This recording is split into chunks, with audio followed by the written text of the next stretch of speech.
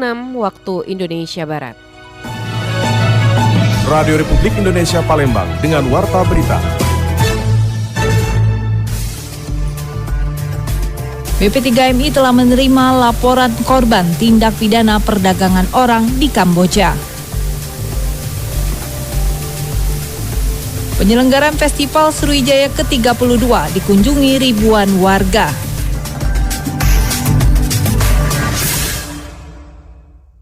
Itulah di antara informasi yang kami hadirkan pagi ini, Selasa 25 Juni 2024, yang dihimpun tim redaksi RRI Palembang. Bersama saya Dela Wawi, kita mulai dengan informasi yang pertama.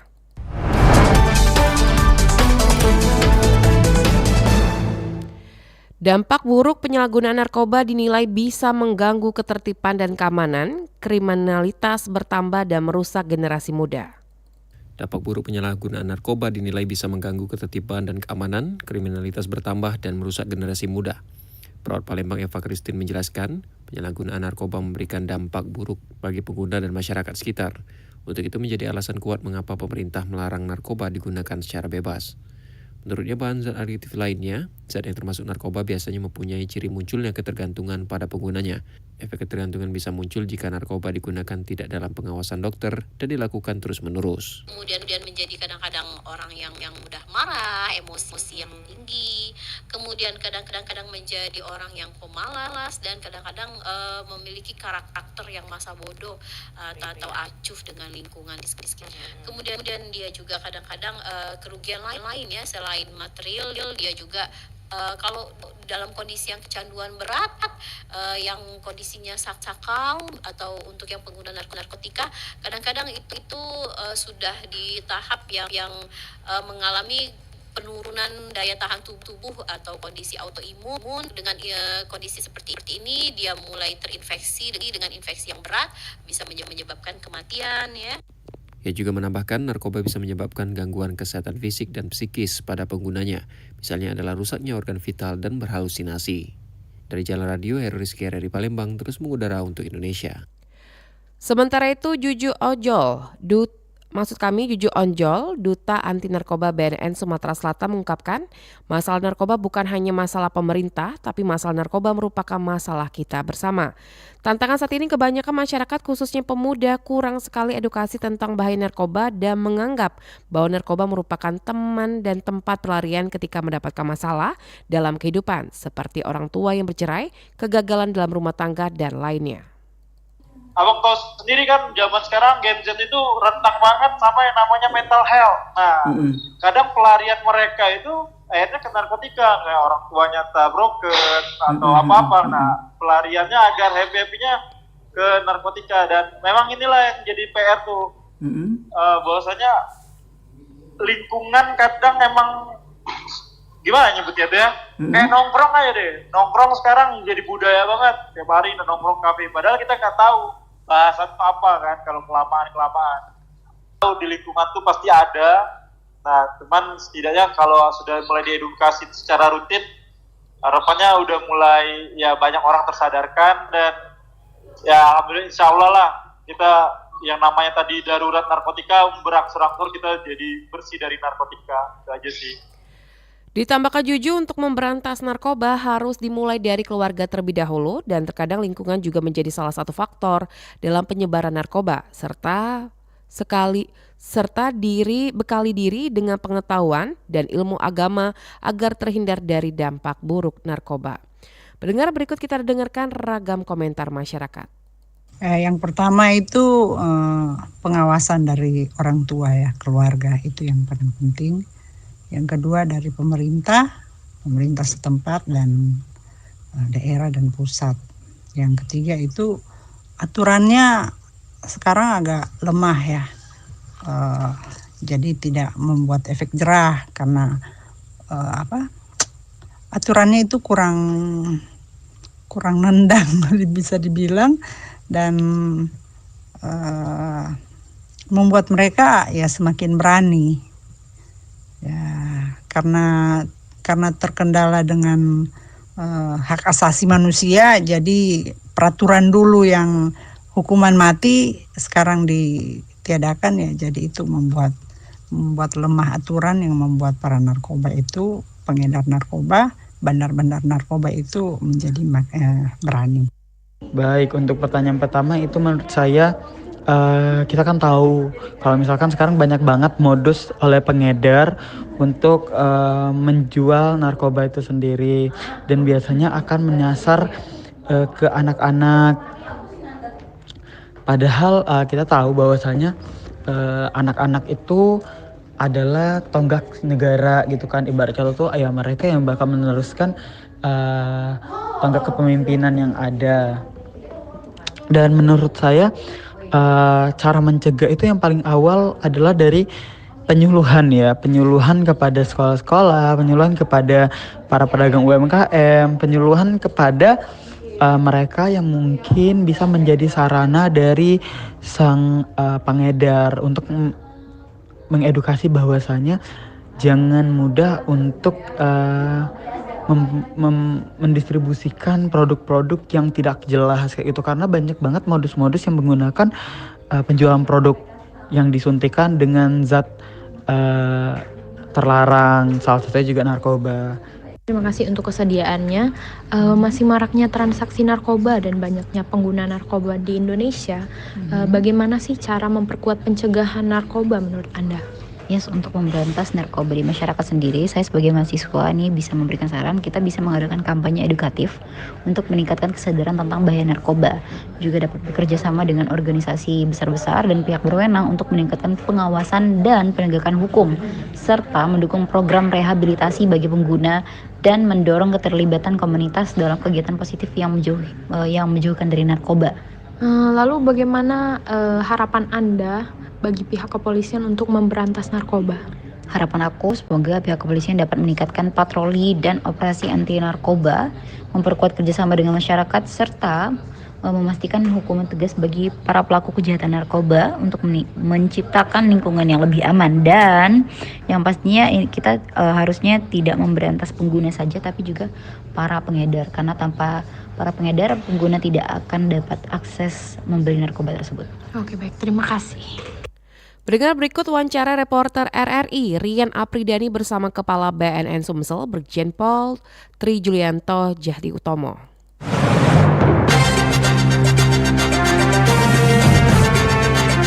Baik, Pak Tri, pagi hari ini kita bicara mengenai tentang kondisi peredaran narkoba di Sumatera Selatan menjelang Hari Anti Narkoba Indonesia yang akan diperingati pada tanggal 26 Juni nanti.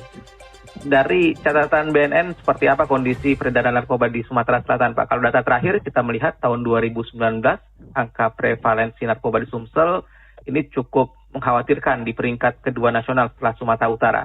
Ada update terakhir mengenai data ini, Pak Tri? Iya, Mas. Ini Mas Rian. Kalau bicara angka prevalensi ini kan berdasarkan hasil survei ya. Hasil survei di tahun 2019 kita provinsi Sumatera Selatan itu berada di posisi kedua. Iya. Tingkat prevalensinya, jadi angka pecandunya ya, yang menggunakan 1 tahun terakhir itu sekitar 326.000 orang yang memakai 1 tahun terakhir narkotika atau narkoba. Di tahun 2021 yang saya baca 2001-2002 itu ada penurunan dari Sumsel itu tidak lagi ranking kedua ya. Maksudnya tidak lagi urutan kedua tapi bergeser menjadi ranking kelima. Itu saya melihat data di Puslit-Datin BNN RI. Tetapi kita masih tetap tingkat peredarannya, penyalahgunaannya masih tinggi kalau menurut saya ya, karena kita masih menjadi 5 besar di seluruh Indonesia, 5 besar ya, dari beberapa provinsi kita 5 besar. Saya di Sumatera Selatan bukan orang baru. Tahun 2001, mohon maaf saya ulangi, 2001 sampai 2003 saya pernah dinas di Sumatera Selatan. Pertama saya dinas di Kepala Bagian Operasi Polres Ogan Komering Ulu. Kemudian yang kedua saya pindah sebagai Kapolsek Ilir Timur 1 Kamboja ya. Iya. Ilir Timur 1. pada saat saya jadi Kapolsek, saya cerita dulu awal ya Mbak, Mas ya. Pada saya jadi Kapolsek, memang saya juga sudah beberapa kali menangani kasus narkotika, contohnya ekstasi ya. Saya pernah menangkap yang 10 butir, 5 butir, 20 butir gitu ya. Tapi masih golongan sifatnya dia pengedar kecil lah, bukan pengedar besar. Ya, saya potong sedikit Pak Tri. Upaya pencegahan ini dilakukan di daerah-daerah tentunya kan penuh tantangan ya. Kalau kita melihat bagaimana kultur budaya Sumatera Selatan sangat dekat sekali dengan peredaran narkoba. Budaya-budaya kalau kita lihat seperti pesta, organ tunggal, hajatan itu sepertinya memang sulit untuk ditekan seperti itu. Bagaimana menghadapi tantangan itu, Pak Tri? Kita juga sudah berkomunikasi dengan Polda ya. Pak Kapolda itu sangat intens ya, juga perhatiannya terhadap pemberantasan narkoba dan sudah melarang kegiatan-kegiatan organ tunggal sebenarnya. Kemudian melarang juga lagu-lagu remix digaungkan pada saat organ tunggal. Termasuk pada waktu saya ke Muratara, saya ketemu Pak Wakil Bupati juga sudah melarang itu. Muratara termasuk bagus ya, konsisten untuk pemerintah daerahnya, bagus. Kalau enggak saya udah ketemu, dan di Muratara itu saya datang ke desa Sorolangun, desa yang dianggap dulu memang menjadi tempat rawan narkoba, dan mereka juga, saya bertatap muka dengan para tokoh ya, dan mereka mendukung sekali. Kegiatan-kegiatan edukasi kita datang, mereka senang kita datang ke sana. Dan kita juga upayakan kita bisa menyentuh daerah-daerah yang dianggap rawan narkotika. Bukan kita mau nangkap pertama, tapi kita memberikan edukasi, memberikan pencerahan, mengajak masyarakat itu membentengi, jangan mudah larut atau mungkin terpengaruh, tertipu daya dengan para bandar dan lain-lain. Itu kita ingatkan. Bagaimana dampak bahaya narkoba bagi keluarga kita, atau bagi kita sendiri, atau bagi anak kita bahkan, dan bagi mengancam keberlangsungan Provinsi Sumatera Selatan yang kita cintai, yang selama ini kita naungi, kita tinggali kan. Nah, kita juga coba untuk melakukan pendekatan, memberikan pencerahan, edukasi, sehingga mereka juga mulai terbuka. Ya, wawasannya tentang narkoba. Itu kita lakukan. Karena kita lakukan nanti ada secara bertahap saya akan mendatangi daerah lainnya yang dianggap sebagai daerah rawan narkoba untuk menyentuh masyarakat yang di sana, tokoh masyarakat untuk kita sentuh supaya mendukung untuk kegiatan-kegiatan atau upaya-upaya P4GN. Baik, gitu. Pak Tri, sejauh ini hasil pemetaan BNN berapa banyak daerah yang memang dianggap sangat rawan terhadap peredaran narkoba di Sumatera Selatan? Apakah jumlahnya makin berkurang atau justru bertambah ini, Pak? Ya, sementara kita ada beberapa daerah yang kita anggap rawan ya. Jadi tiap-tiap kabupaten kota ada. Contohnya di Oki itu Tulung Selapan dengan Cengal. Itu banyak faktornya di sana, sulit jangkauan transportasi, daerahnya juga untuk mobil Cengal kan sulit ya, harus 4x4 segala macam. Itu juga faktor pendukung. Kemudian Tulung Selapan juga seperti itu. Kondisi geografis daerahnya juga mendukung untuk para bandar memanfaatkan situasi itu untuk tidak bisa terjangkau, tersentuh. Karena kesulitan untuk menjangkau daerah itu harus menggunakan mobil yang memang tidak bisa mobil biasa, harus 4x4 gitu ya. Dan pergerakannya ke daerah sana juga lambat ya. Iya. Dan itu yang dimanfaatkan ya. Itu dimanfaatkan. Kalau menurut saya gitu ya masalah satunya. Nah, kemarin saya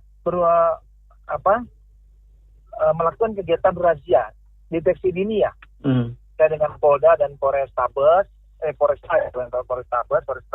Palembang. Kemarin ada 2 tempat yang kita sasar, 1 DA, ini ternyata DA tutup. Entah itu bocor atau memang tutup, saya nggak tahu. Tetapi 1 kafe diary. Kafe diary itu kita lakukan deteksi dini, tes urin, ternyata ada sekitar 61 orang yang positif sabu dan ekstasi ya, amfetamin. Baik, jadi artinya memang dari situ aja saya sudah bisa menggambarkan Palembang ini juga perlu perhatian khusus ya. Tidak hanya dari BNN, tapi stakeholder, pemerintah daerah itu harus betul-betul melakukan kegiatan-kegiatan deteksi dini, kegiatan evaluasi, mungkin tempat-tempat hiburan yang memang secara perizinan harus dievaluasi ya. Kalau memang tempat hiburan ini masih melakukan praktek-praktek penyalahgunaan peredaran gelap narkoba, ya harusnya ditutup ya, izinnya harusnya dicabut ya. Baik, Pak Tri, masih banyak yang akan kita gali lagi. Bagaimana nanti BNN ke depan menguatkan sinergi dengan beberapa stakeholder terkait. Namun kita akan coba bahas itu nanti di perbincangan pukul 8 pagi, Pak Tri. Terima kasih bincang-bincang singkat bersama RRI pada pagi hari ini, Pak Tri. Ya, selamat pagi, salam sehat, Pak Tri. Terima kasih, Waalaikumsalam. Assalamualaikum. Waalaikumsalam.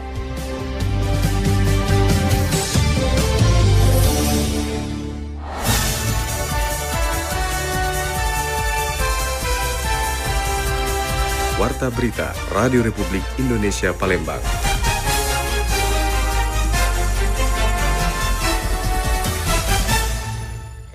KPU Provinsi Sumatera Selatan menghimbau masyarakat untuk berperan serta membantu petugas Pantarli dalam pemutahiran dalam data pemilih Pilkada 2024.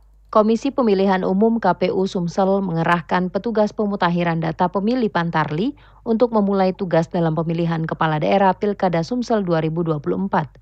Ketua KPU Provinsi Sumsel Andika Pranata Jaya mengatakan mulai hari Senin 24 Juni 2024, Pantarli memulai tugas dengan pencocokan dan penelitian hingga tanggal 24 Juli mendatang.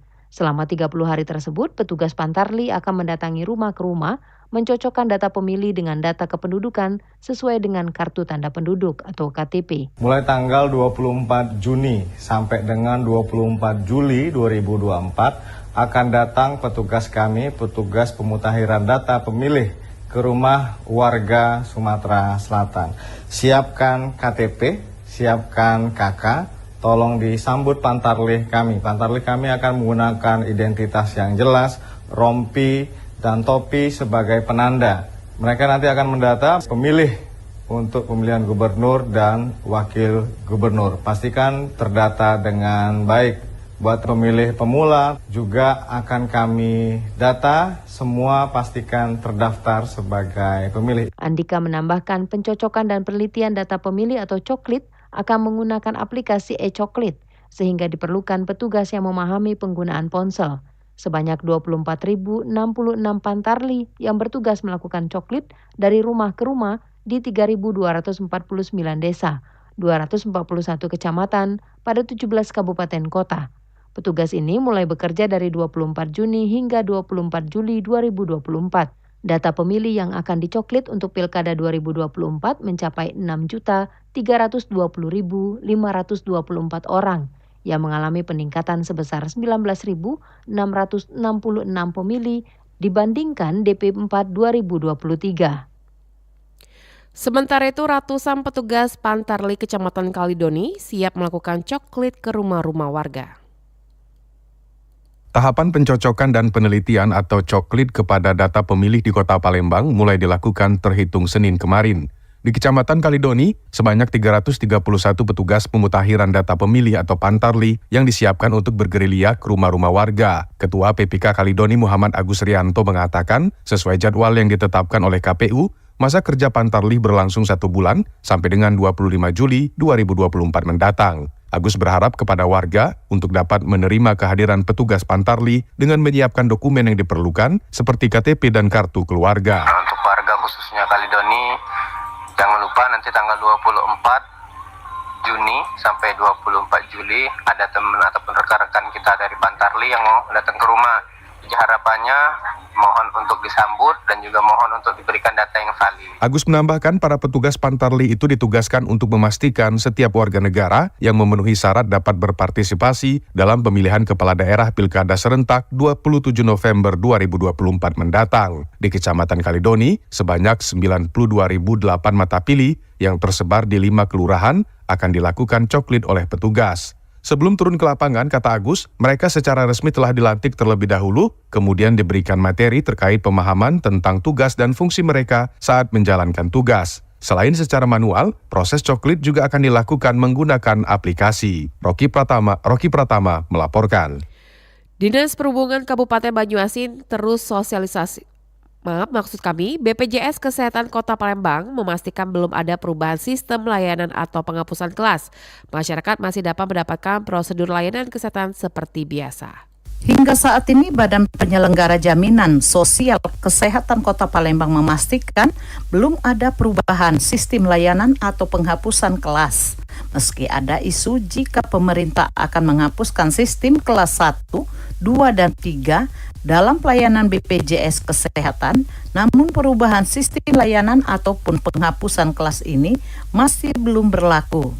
Kabag Mutu Layanan Kepesertaan BPJS Kota Palembang, Sugana Purjara mengatakan, pihak BPJS Kesehatan Palembang meminta kepada masyarakat agar tidak terlalu khawatir. Pasalnya, sistem pelayanan yang baru nanti, yakni KRIS atau kelas rawat inap standar tersebut, prinsipnya hadir untuk memperbaiki dan menyempurnakan layanan kesehatan yang sudah ada. Kalau KRIS itu kan sebetulnya kelas rawat inap standar ya, tetapi sampai detik ini memang tidak ada penghapusan kelas. Jadi kita juga masih menunggu regulasi untuk turunan teknisnya nanti untuk KRIS seperti apa, tapi pada prinsipnya KRIS ini hadir untuk memperbaiki dan menyempurnakan pelayanan kesehatan yang diterima oleh peserta JKN. Menurut Sugana Purjara, BPJS Kesehatan Kota Palembang juga mengakui saat ini tengah melakukan transformasi layanan yang mudah, cepat, dan setara. Selain itu, saat ini sudah sekitar 95% warga Kota Palembang yang terdaftar sebagai peserta BPJS. Lamsi Harsilitonga melaporkan.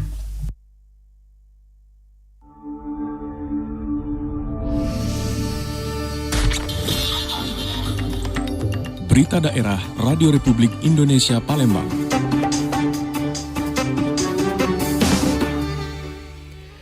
Dinas Perhubungan Kabupaten Banyuasin terus sosialisasikan program KIR gratis bagi kendaraan angkutan barang dan penumpang. Para pemilik kendaraan diminta lakukan uji secara berkala. Sejak 2 Januari 2024, pemerintah daerah Kabupaten Banyuasin telah memberlakukan uji berkala kendaraan bermotor atau KIR secara gratis. Kebijakan ini didasarkan pada Undang-Undang Nomor 1 Tahun 2022 tentang hubungan keuangan pemerintah pusat dan daerah, serta Perda Retribusi Nomor 1 Tahun 2024. Dalam upaya meningkatkan kepatuhan dan kenyamanan berkendara, pemerintah daerah mengajak para pemilik kendaraan angkutan barang dan penumpang untuk melakukan KIR tanpa biaya. Kepala Dinas Perhubungan Banyuasin Mulyanto menyampaikan bahwa sosialisasi mengenai kebijakan ini sudah dilakukan secara intensif. Dalam rangka menindaklanjuti ini, kita sudah mensosialisasikan dan sudah membuat banner di tempat-tempat pelayanan kita maupun di depan gedung KIR kita. Ditambah lagi di tempat pelayanan masyarakat nunggu agar bisa dibaca dengan jelas oleh masyarakat untuk bahwa KIR ini gratis, tidak dipungut bayaran. Dan kondisi harus membawa mobil sesuai dengan prosedur SOP itu akan kita jalankan sehingga tidak ada lagi masyarakat kita yang mengeluh bahwa ada biaya KIR, ada ngasih petugas. Nah, itu tidak ada lagi. Jadi memang kita sudah pengen itu sesuai dengan perda yang berlaku. Namun, meskipun KIR sudah digratiskan, jumlah kendaraan yang melakukan uji berkala belum meningkat secara signifikan. Hingga Mei 2024, dari sekitar 11.000 kendaraan angkutan barang dan penumpang yang terdata, baru 1.436 unit yang telah melakukan uji berkala kembali. Hal ini diungkapkan Kepala UPTD Pelayanan Angkutan Darat, Agustan Aziz, melalui Satker Pengujian Kendaraan Bermotor Ismail. Sejumlah faktor dikatakan menjadi kendala, seperti kendaraan yang telah habis masa berlaku uji berkala, dan kendaraan yang sudah melakukan mutasi. Ismail menyatakan, sosialisasi mengenai KIR gratis ini akan terus digencarkan oleh Dinas Perhubungan Banyuasin. Lakukan uji secara berkala untuk memenuhi persyaratan teknis layak jalan dan persyaratan teknis dan layak jalan untuk berkendara berselamatan di jalan. Dengan adanya kebijakan ini, diharapkan pula para pemilik kendaraan lebih aktif dalam melakukan uji berkala, sehingga dapat meningkatkan keselamatan dan kelancaran lalu lintas di wilayah Banyuasin. Dari Kabupaten Banyuasin, Muhammad Maulana, RRI Palembang terus mengudara untuk Indonesia. Sekian warta berita produksi Radio Republik Indonesia Palembang. Sebelum berpisah, kami sampaikan kembali topik berita aktual pagi ini. Di antaranya, penyalahgunaan narkoba masih jadi faktor pemicu tindakan kriminalitas. Tahapan coklit pilkada di Sumsel sudah mulai dilakukan. Mewakili kerabat kerja yang bertugas, saya Dela Wawi undur diri dan sampai jumpa.